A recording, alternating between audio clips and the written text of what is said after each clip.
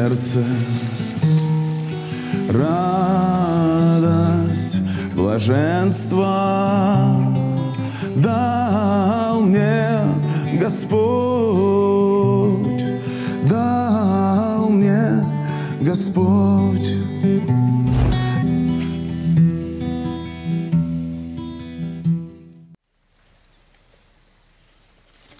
Каждый раз, когда мы проходим трудные обстоятельства, нам кажется, что жизнь тяжелая, и это никогда не прекратится.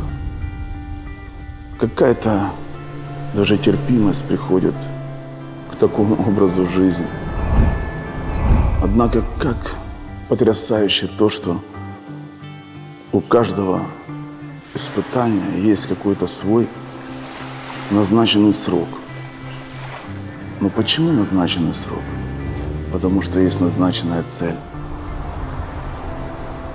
Ведь даже какие-то атаки, которые приходят от дьявола, все равно, ведь Бог все контролирует. И Он может что-то допустить для того, чтобы тебя сделать совершеннее, чтобы тебя сделать сильнее, крепче.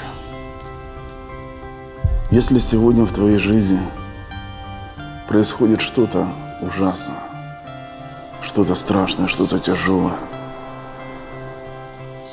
мне хочется тебе сказать, не опускай руки. Самое главное – борись.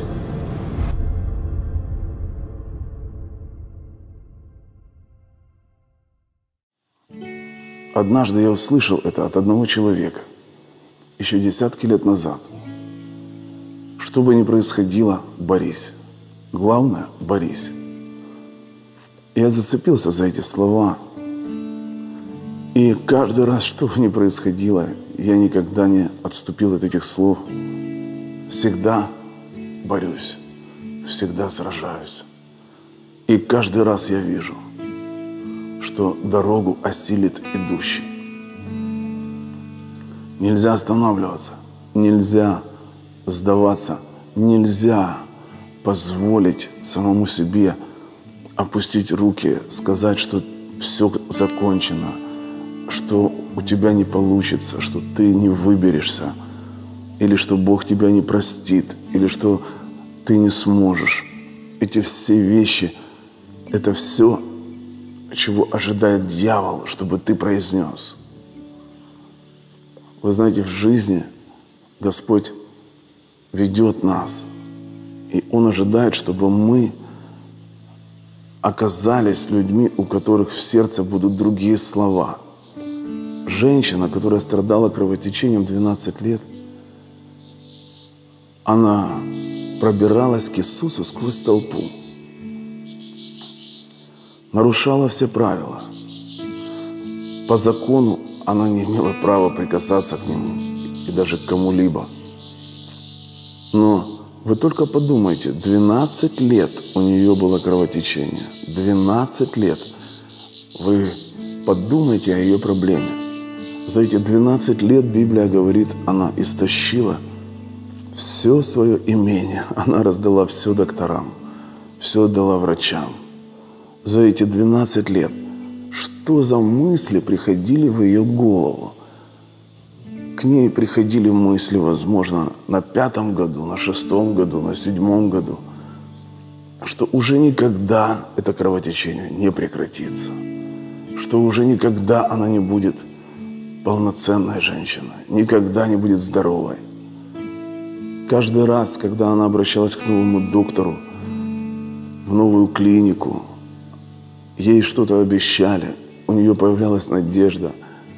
И знаете, так интересно, что когда задумываешься, что же она ощущала, когда она видела, что очередной раз ей ничего не помогло.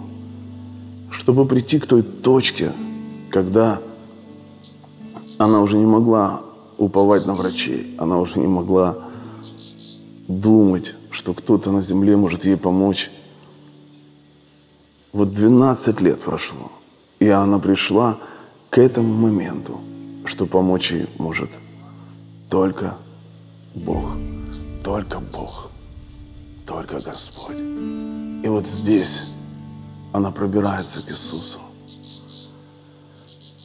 Сквозь толпу все теснят Иисуса, но она говорит в сердце своем: если только у меня получится пробраться к Нему, если только я пробьюсь сквозь эту тысячную толпу, и если только у меня получится прикоснуться буквально к краю Его одежды, и я сразу же буду здоровой. Кровотечение остановится. Мне больше не нужно будет идти по больницам. С этого дня моя жизнь будет другой.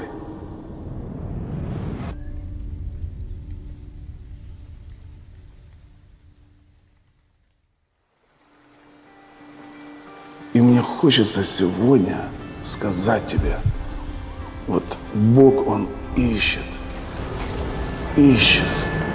человека, который в трудные обстоятельства, в тяжелые моменты своей жизни, он начинает говорить, что он уповает на Бога, и ему не надо много, ему надо всего лишь прикоснуться к краюшку одежды Иисуса. Очень часто человек, он себе говорит: мне бы только чтобы Господь обратил на меня внимание, только одно слово. И когда это происходит, все в жизни сразу же меняется. Ведь изменить все по-настоящему, в полном смысле этого слова, может только Бог. Защитить нас может только Бог. Как я сказал, когда у нас проблемы, нам кажется, они никогда не закончатся. Когда у нас все хорошо, то, вы знаете, нам кажется, что всегда будет все хорошо.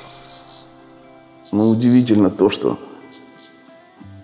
и та, и другая сторона нашей жизни так или иначе чередуются. И когда у нас все хорошо, нам нужно в своем сердце все равно разговаривать с Богом. Нам нужно наполняться Его Словом. Я просто верю, что бывает, приходит время, когда приходит конец уничижениям, приходит конец нищете, приходит конец болезням и немощам. Сегодня день, что бы ни происходило, говори в сердце своем: если только к одежде Его прикоснусь, выздоровею. Аминь.